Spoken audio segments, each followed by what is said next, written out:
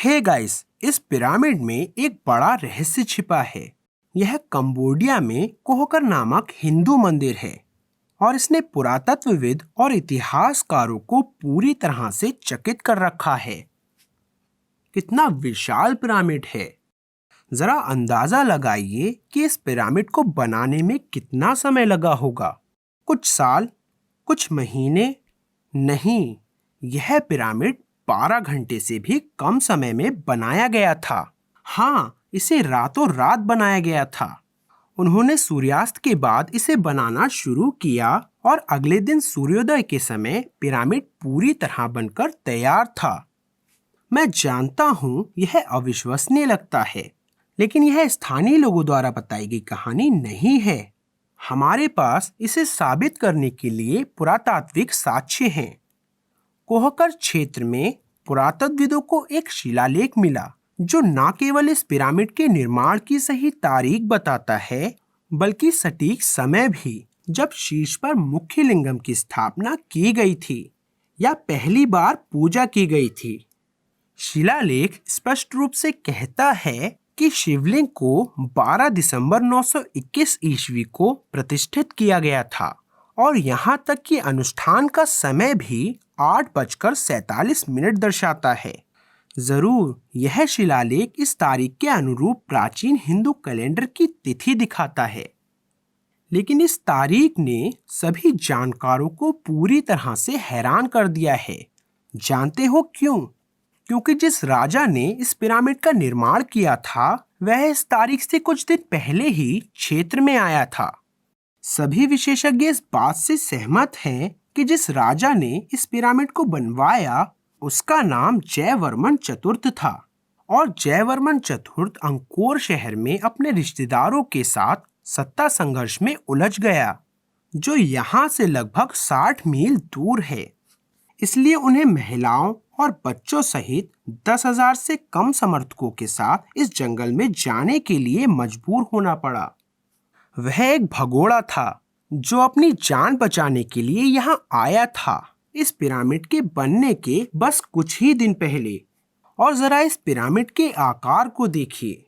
यह विशाल है, लगभग 200 फीट लंबा, 200 फीट चौड़ा और लगभग 100 फीट ऊंचा। और साथ ही जरा इस पिरामिड को बनाने के लिए आवश्यक पत्थर के ब्लॉकों की मात्रा तो देखिए। प्रत्येक ब्लॉक का वजन पाउंड या किलोग्राम में नहीं, बल्कि कई टनों में है और हर ब्लॉक को स्थानांतरित करने के लिए कई लोगों की आवश्यकता पड़ेगी। देखिए यहाँ कितने हजारों हजार ब्लॉक रखे गए हैं। और इससे भी महत्वपूर्ण बात यह है कि उन्होंने इन ब्लॉकों को ऊंचा और ऊंचा कैसे उठाया होगा। मेनस्ट्रीम एक्सपर्ट्स की माने तो उन्होंने रैंप बनाए होंगे, उन्होंने हाथियों को पकड़ा होगा, फिर हाथियों को प्रशिक्षित किया होगा और इन हाथियों का इस्तेमाल ब्लॉक्स को शीर्ष पर ले जाने के लिए किया होगा। इस सब में सालों लग जाते। साथ ही ध्यान दीजिए, यह जगह 1100 साल पहले एक घना जंगल था, इसलिए उन्हें पहले जंगल भी साफ करना था। तो जयवर्मन चतुर्थ एक भगोड़ा जो जंगल में चला आया था 10,000 से भी कम लोगों के साथ, जिनमें से अधिकांश महिलाएं और बच्चे थे, 12 घंटे से भी कम समय में इस पिरामिड का निर्माण कैसे कर पाया? भले ही उन्होंने मशीनों का इस्तेमाल किया हो। कल्पना कीजिए कि इसे बनाने के लिए कितनी अधिक हॉर्स पावर, कितनी अधिक ऊर्जा की जरूरत है। इस बात को मानना ही पड़ेगा कि हमारी आधुनिक हाईटेक मशीनों से भी हम इस पिरामिड को रातों रात नहीं बना सकते। यह असंभव है। तो यह कैसे किया गया होगा? जयवर्मन ने एक वास्तुकार से मदद मांगी, जिसने वज्र नामक उपकरण का उपयोग करके रातों रात पूरे पिरामिड का निर्माण किया। यह उपकरण एक उच्च तकनीक वाला ऊर्जा उपकरण है जो 1 अरब जूल से अधिक ऊर्जा का उत्पादन करने में सक्षम है।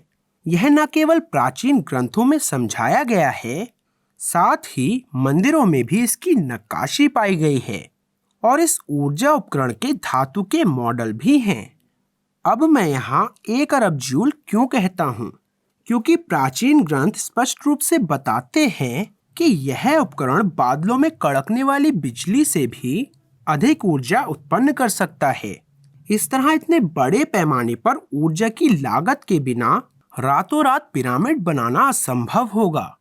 अब यह वज्र क्या है? मेरा मतलब है यह किस तरह का उपकरण है।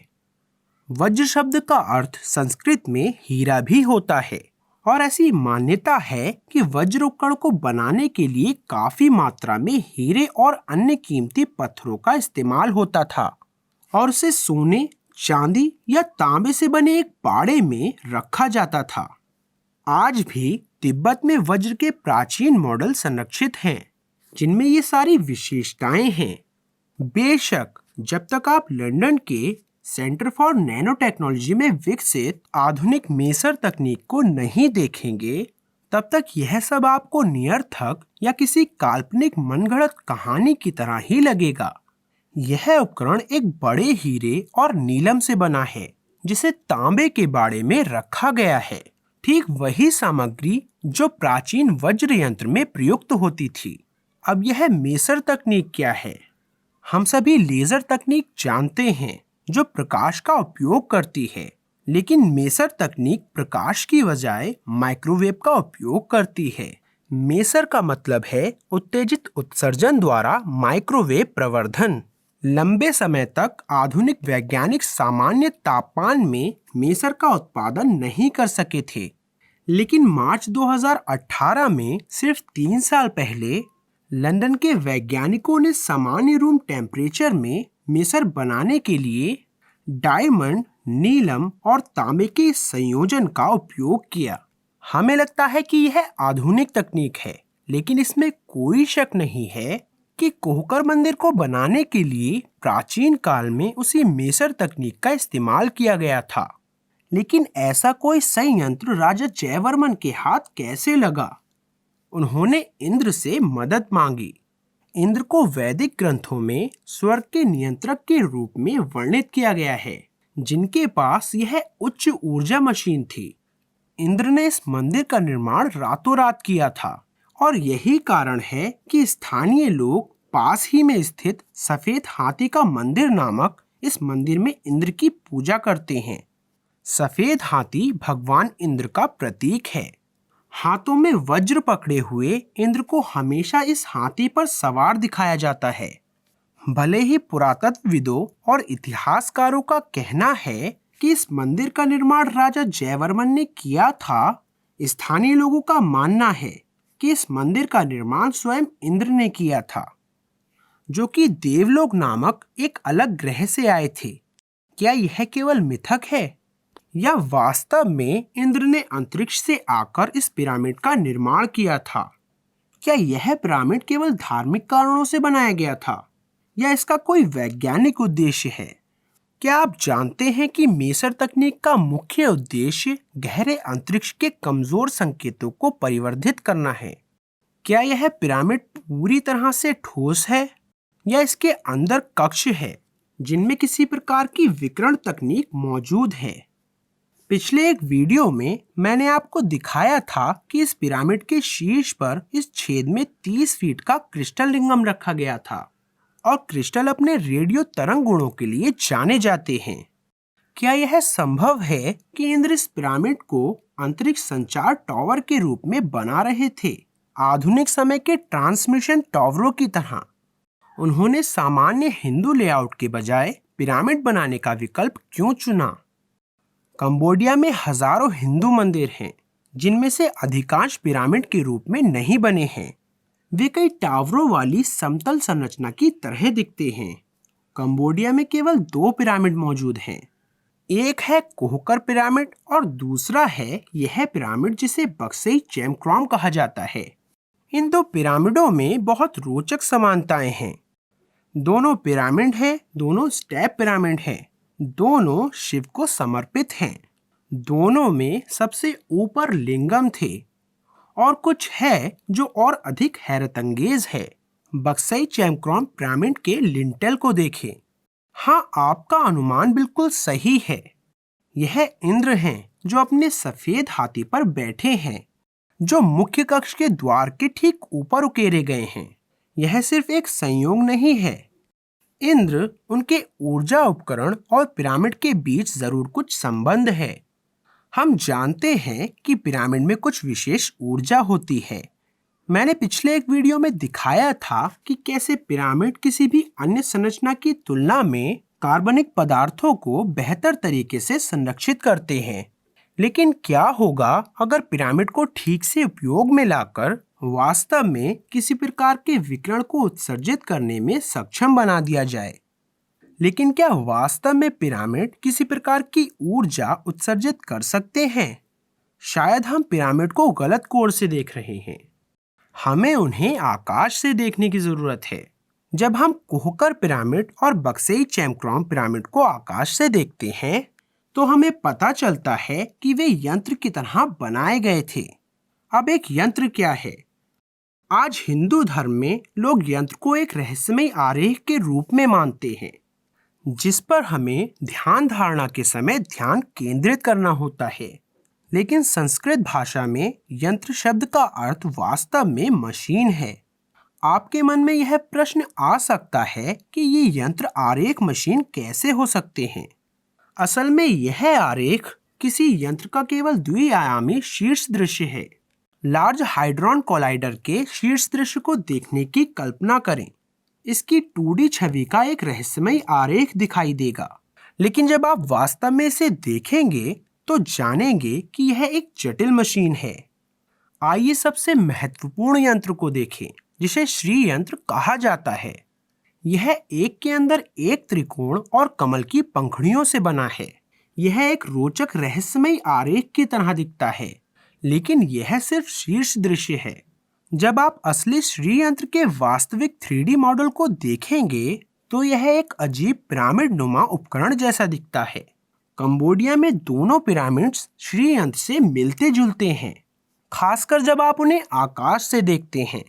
लेकिन कोहकर पिरामिड रातों रात कैसे बना और इस श्री यंत्र में ऐसा क्या अजीब है? साल 1990 में अमेरिका के ओरेगॉन राज्य में रातों रात एक अजीबोगरीब पैटर्न अवतीर्ण हुआ था। सच में यह दिमाग को बौखला देने वाली बात है। जमीन से वे लगभग 4 इंच गहरी खींची गई केवल अर्थहीन रेखाएं और अनियमित वक्र जान पड़ते हैं। लेकिन जब आप इसे हवा से देखते हैं तो आपको कुछ उल्लेखनीय नजर आएगा। किसी अज्ञात स्रोत द्वारा रातों रात बनाया गया एक विशालकाय श्री यंत्र। पैटर्न, नेस्टेड त्रिकोण और कमल के पत्तों को देखें। यह निर्विवाद प्रमाण है कि यह श्री यंत्र है और सभी विशेषज्ञ इस बात से सहमत हैं कि हाँ, यह श्री यंत्र है। लेकिन इसे किसने बनाया, क्यों या कैसे बनाया, यह कोई नहीं जानता। देखिए, यहाँ लोग खड़े हैं। इस यंत्र का आकार देखिए, यह 1/4 मील तक फैला है। विशेषज्ञों का अनुमान है कि अगर इसे इंसानों ने बनाया होता तो उन्हें इस पैटर्न को बनाने में महीनों लग जाते। इसे रातों रात बनाया गया, यह देखकर सेना भी हैरान है। यदि यह कई महीनों की अवधि में किया गया था तो इसके बनने के दौरान नियमित सैन्य टोही विमान ने इसके आधे अधूरे बनते आविष्कार को अवश्य ही देखा होता। कुछ स्थानीय लोगों ने दावा किया कि उन्होंने इस डिजाइन को अपने हाथों से जुताई से बनाया है, लेकिन उनके पुनः निर्माण प्रयास को देखते हुए यह स्पष्ट है कि वे एक सीधी रेखा भी नहीं बना सकते। तो यह मुमकिन ही नहीं है कि उन्होंने इस विशाल श्री चक्र को बनाया हो और उनका इसे रातों रात बनाना असंभव है। तो यह श्री यंत्र रातों रात बना कैसे? फिर से अगर हम कंबोडिया के कोहकर मंदिर की बात करें तो इतना बड़ा पिरामिड रातों रात कैसे बनाया गया होगा? एक विशाल क्रिस्टल लिंगम को शीर्ष पर रखने का क्या कारण था? मंदिर के चारों ओर अजीबोगरीब वैक्यूम ट्यूब्स क्यों लगाई गई हैं? कृपया मुझे अपने विचार कमेंट सेक्शन में बताएं। मैं प्रवीण मोहन, वीडियो देखने के लिए बहुत बहुत धन्यवाद। सब्सक्राइब करना ना भूलें और सभी अपडेट्स पाने के लिए घंटी के बटन को भी क्लिक करें। कृपया इस वीडियो को लाइक करें और अपने दोस्तों के साथ जरूर शेयर करें और मैं आपसे जल्द ही बात करूंगा। बाय।